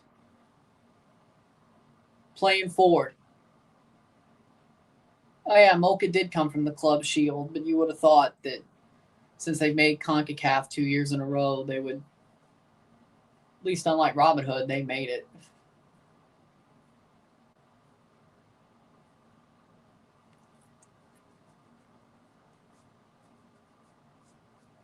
Who knows?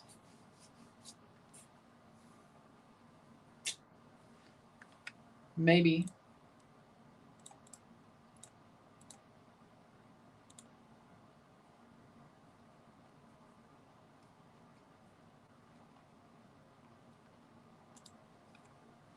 Mocha won Club Shield. Robinhood had a lucky run. I was talking about the Club Shield the year after they won the title, Robinhood. Robinhood got eliminated the Club Shield the year after they won Caribbean Cup. Mocha at least made it after their 2 third places or whatever. Well,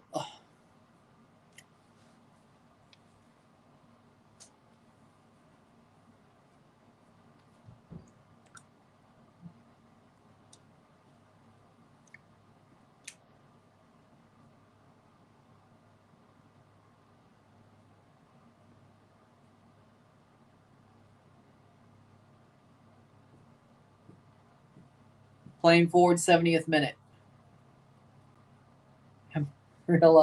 Amarillo by morning. Ay, ay, ay. I'm surprised. Somebody, well, screw it, we'll sing. Amarillo by morning, up from San Antone. Everything that I got is just what I got on. When that sun is high in the Texas sky, I'll be bucking it to county fair. Amarillo by morning, Amarillo, I'll be there. I think that's the first time we did that without Alex asking. Holy shit. Where is he, by the way?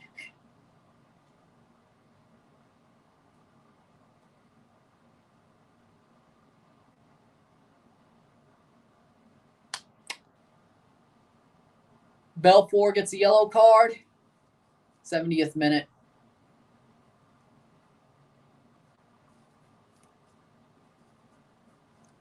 One to two.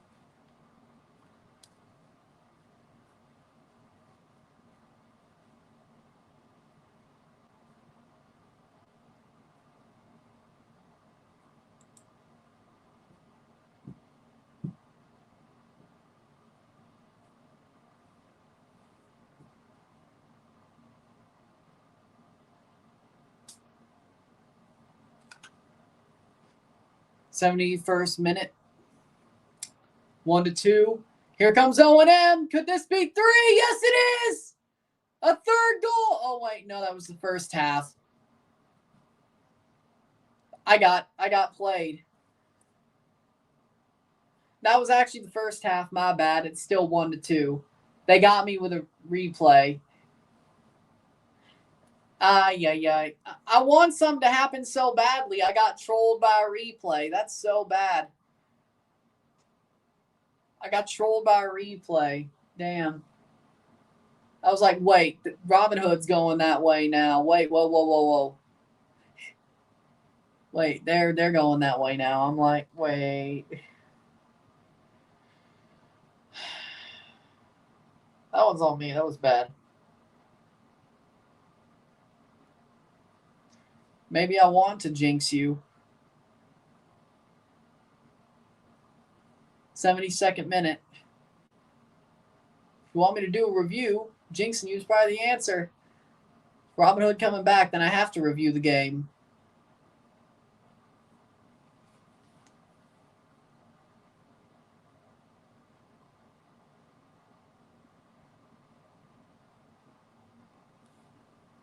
And that's a free kick, 73rd minute.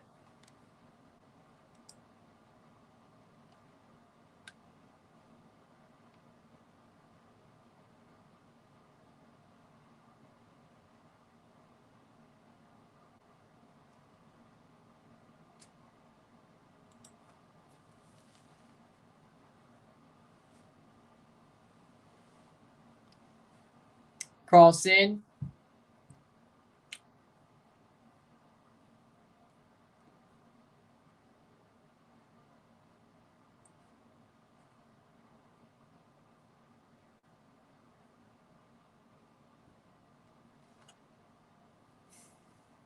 '73rd minute.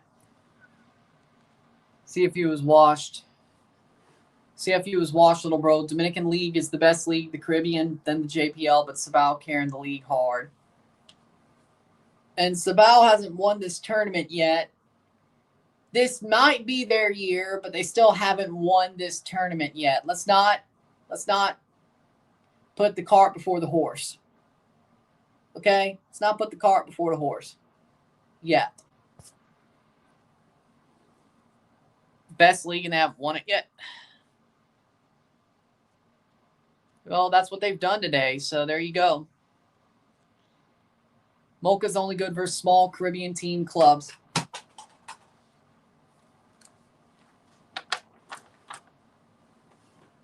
I mean, that's kind of how they got to their third places. Depends on how many small. So, are there any small clubs truly left is the question. Or did they actually get the group of death? Sabal's the highest ranked Caribbean team. I agree. But you play the games for a reason. Sabal not winning this tournament and getting knocked out. I think they got grouped in 23. And they also, they got grouped in 23. They finished runner-up last year. That's sort of a, knowing Sabal, that's a disappointment. That's a disappointment. Like, you might be the highest ranked team, but are you winning? Like, they play the games for a reason. I'm not saying they're trash, but I'm saying their 2 results in this tournament have been disappointments for their standards and for their rank and for where they're ranked. Both things can be true at once. They're the highest ranked CONCACAF Caribbean team, but their 2023 result was an insult to what their standards are. Back runner-up isn't as bad as getting grouped, but it's still not winning the tournament. The only solace is the fact that they got beat by the team who was the runner-up the year before.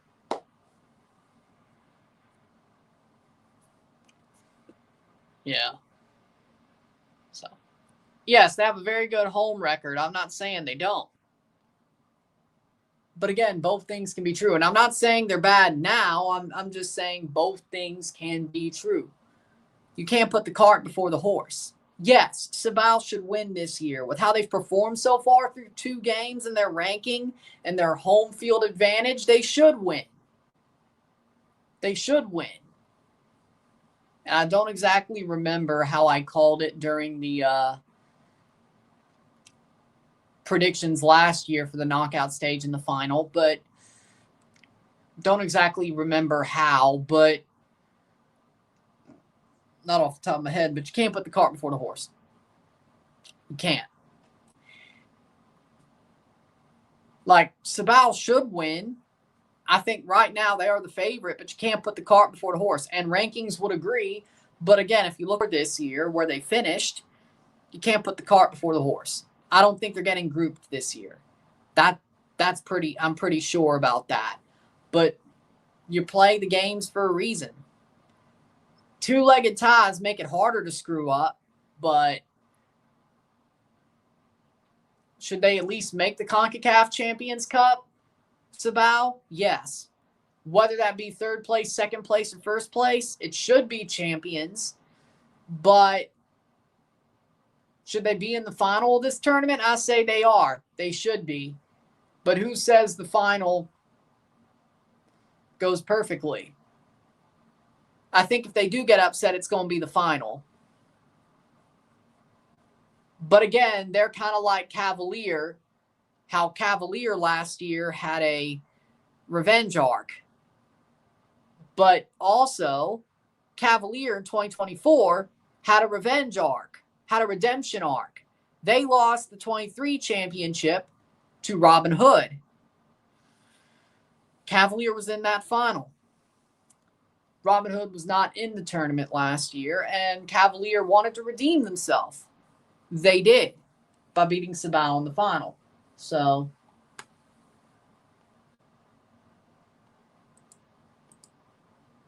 do with that what you will.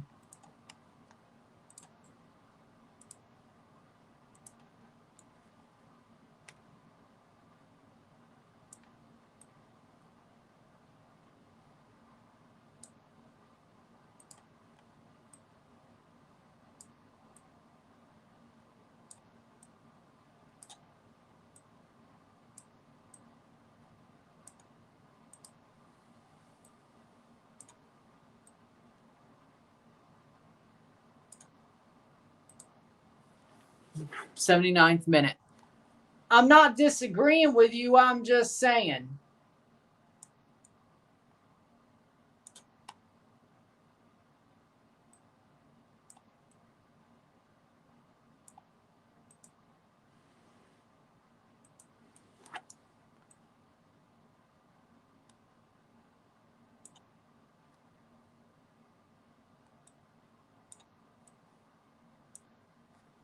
Playing forward. Robinhood shot. Here's a chance. Blocked away and cleared. 10 minutes to go plus stoppage time.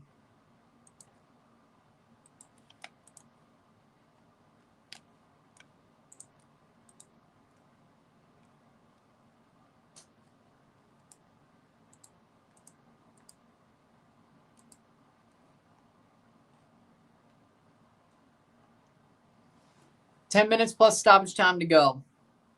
1-2, uno, dos. O&M still leading.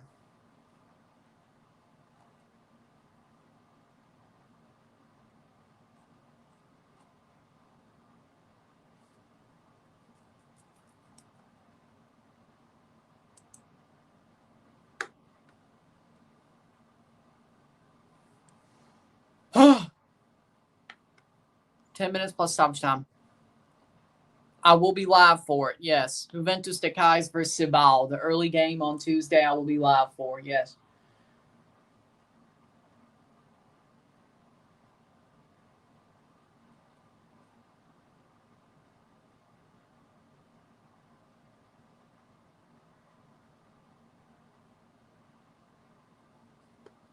Caught. Ottawa making subs in the first half. Oh my God, they're trash. That's just sad.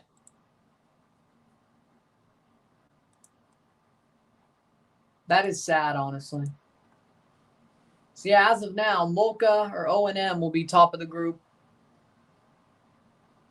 2 points wouldn't do anything for Robinhood. A win would give them 4. Still probably be under Central, though. Well, maybe not if they end up winning, but I think we're pretty much clear.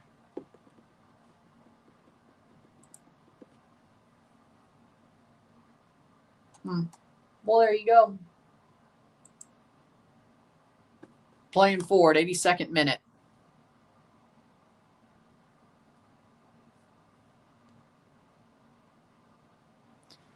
But I think part of it, for Mocha's sake,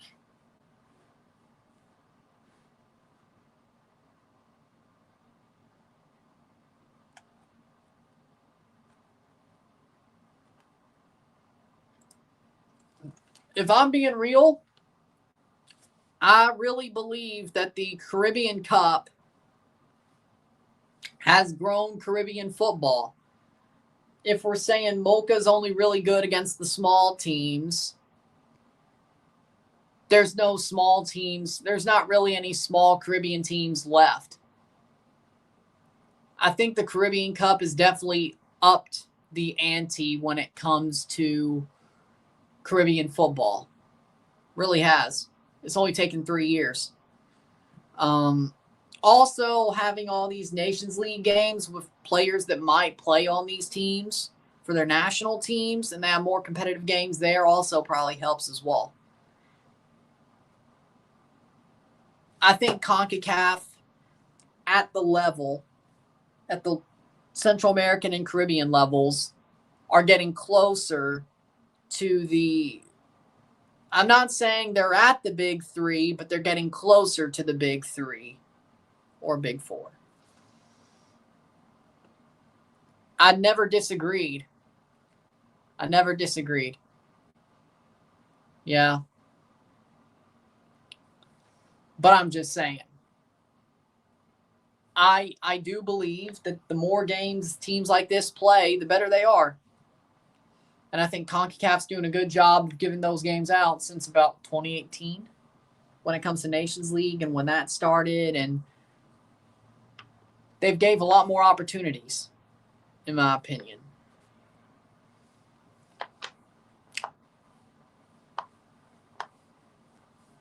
So, do that what you will.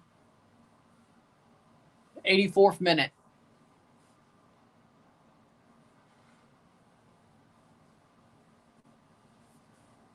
Playing forward. 84th minute.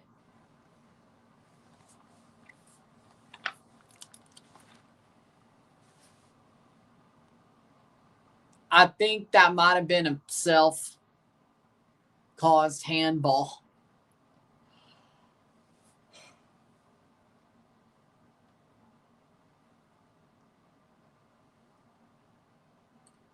'85th minute. Playing forward, Robinhood. Trying to come back and win this game. Ball crossed in. Shot! Horribly wide.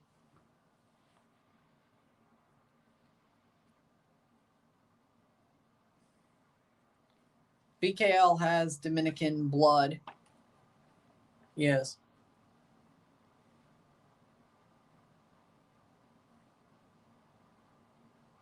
Yes, he does.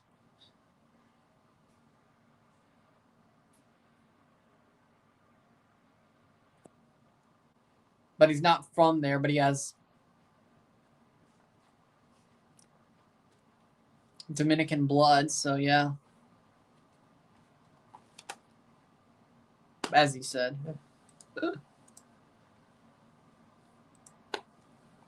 Playing forward. Playing forward, Robinhood, ball cross, blocked away, corner. 86th minute. Yeah, they've got an amazing home record. Hell, they even drew Chivas at home, so that's really good. blocked away.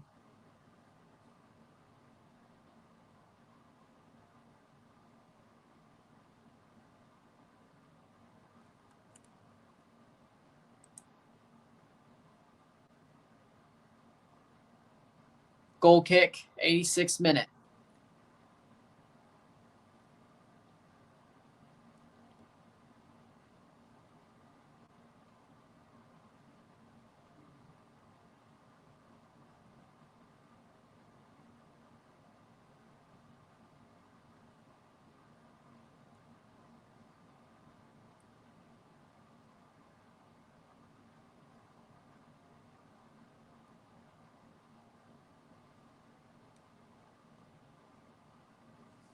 Player hurt. Well, I agree. It should have been a win, but it was in the end a draw. 87th minute.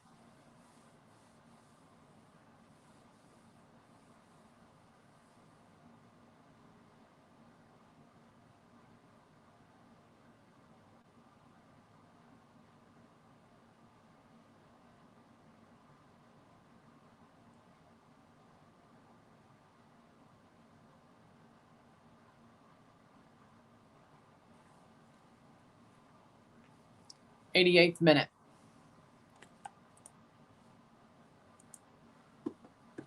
How much stoppage time are we going to get?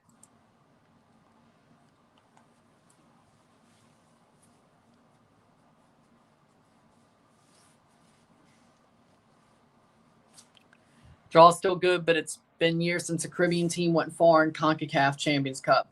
It's still going to be tough for that to happen. Like, I mean, yes, Caribbean football's growing, but it's still, they've still got a long ways to go to outmatch MLS, most MLS teams, and Mexican teams. Now, you could have your moments like Violet beating Austin, which was awesome but hilarious at the same time. That was awesome and hilarious at the same time.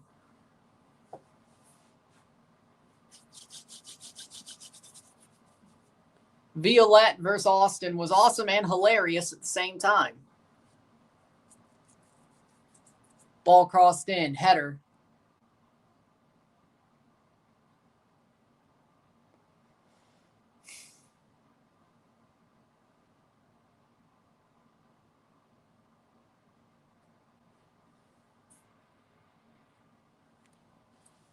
Playing forward. Here comes O&M. Here's what it's some of those Haitian teams. They always punch above their weight, though. At least for a little bit. Ral Hope. They finished. Oh, yeah, they did beat Mocha third place last year. Yeah. Ral Hope finished top 3 in CONCACAF Caribbean Cup last year when nobody expected that to happen at all. Cross in. Like, some about those Haitian teams, they always punch above their weight. Arc-IE, remember their CONCACAF League run in 2020? Probably also helped it was one-legged ties, but, you know.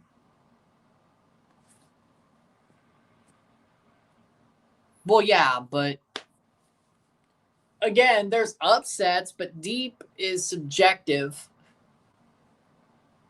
But let's not forget, that was one I was calling from minute 1. It wasn't an upset to me. Herediano versus Salt Lake.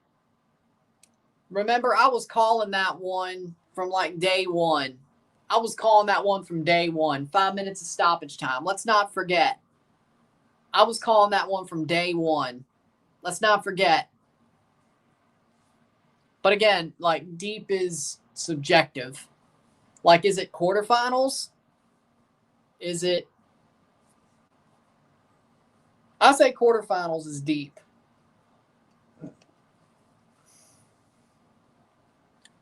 They did not make the quarterfinals because they lost to the Galaxy.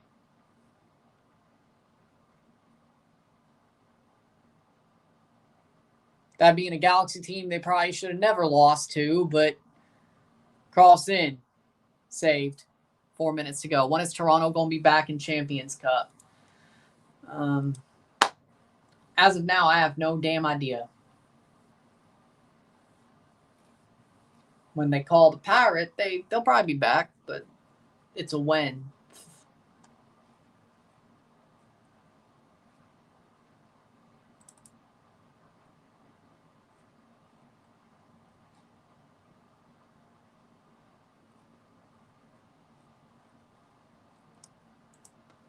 Playing forward, 130, still 1-2.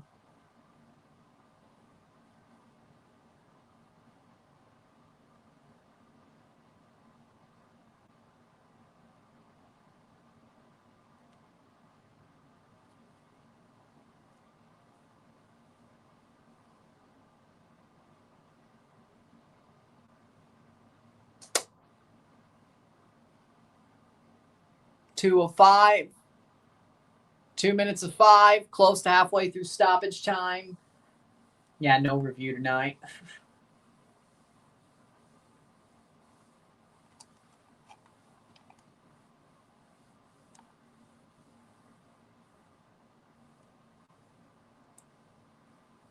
$92 minutes. That'd be crazy. I'd be happy for him, though.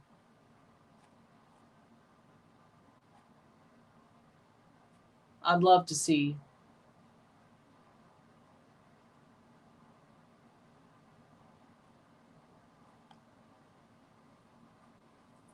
Ball cleared away, 93rd minute. Close to the 93rd minute. We're over halfway through stoppage time. And O&M seems to hold on. And they'll be top of the group once they do through 3 weeks. Interesting.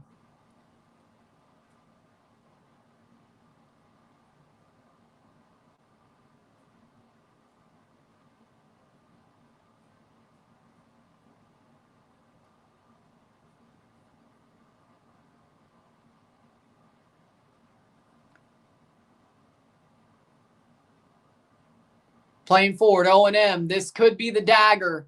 Will it be? Could it be? It is! 1-3. 1-3. And that's a goal for Gerard Francetti. Gerard Francetti scores a second and puts this game away in stoppage time.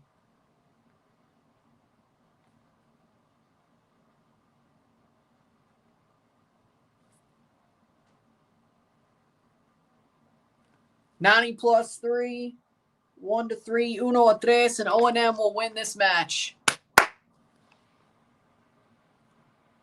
Game over.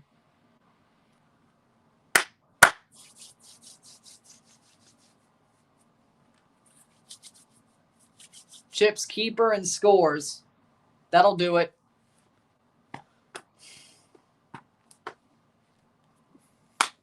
Top of the group for O&M. He gets a yellow card for the shirt. Taking off the shirt and 1 minute to go. Gerard Francetti gets a yellow card for taking off the shirt. I never got it. I never got it, really. It's like, take off the shirt. Yellow. GG's. 95 minutes. Kickoff. See when they blow the whistle. No review, though. Ain't much to really talk about. 3 goals against the run of play for O&M. They did what they had to do. Playing forward.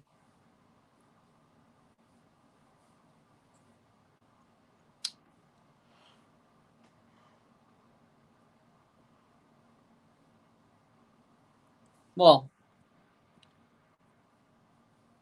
except for Mocha, they're not balling.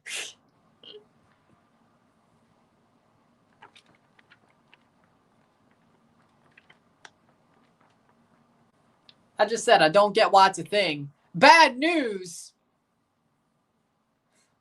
What? Yellow card. Taking your shirt off. Oh no, anyway. And it's full time. Full time, it's 1-3. 1-3 esta noche. O&M wins the match. O&M ganador. and they're top of the group. There you go. With that being said, there's the game.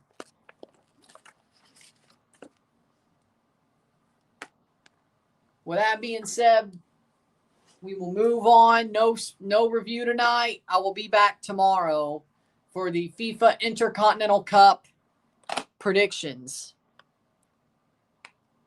video. So there will be a video tomorrow predicting the Intercontinental Cup, the rest of it. And there you go.